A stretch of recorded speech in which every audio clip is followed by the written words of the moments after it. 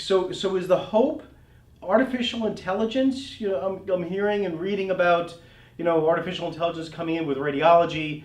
They're going to be able to read, and be able to help out with that. I don't know. Is, in your opinion, efficiencies gained there to be able to offset, or? Well, artificial intelligence is part of the solution, but the key is how do we address health? How do we actually change behavior so that we avoid these conditions? And as I pointed out in my blog post, if you look at the Blue Cross Blue Shield Health Index study, they identified the top 7 disorders contributing to poor health.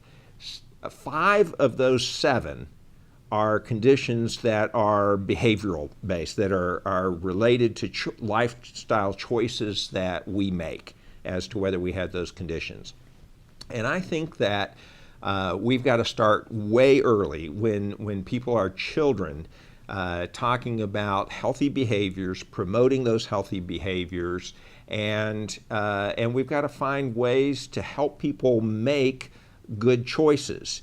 The thing that has happened about our country is that we have actually made it easier for people to make bad choices with the proliferation of fast food restaurants and things like that, where it's just all too easy to make bad choices, where we've tried to deal with pressure on school budgets by taking out PE. So kids are less active.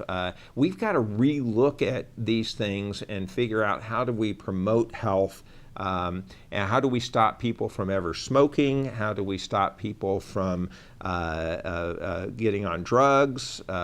We've got to do a whole lot of things along those ends, because it's just such a bigger problem and more expensive problem to deal with on the back end once they have that problem. And that's why I really hope that JP Morgan Chase, Amazon, and Berkshire Hathaway, I hope they'll take the long view and really give Dr. Gawande the latitude to think about showing a return in 10 years, not in 2 years, and come up with ways that are innovative that can promote health. Now, some of that may involve artificial intelligence. Some of it will involve wearables.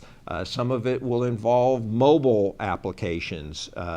So I think it's a whole portfolio of things that will be necessary. But if we can make a focus on prevention, then I think we can make a real difference. Today, we're dealing with an epidemic of childhood obesity. What's going to happen is that those people are going to develop health problems much earlier in life and much more expensive, right at the prime of what should otherwise be their working productivity. And so that's a big factor for this country, not to mention opioid abuse and the problems that we're seeing with that. These are just going to be very costly problems to the individuals and costly to society.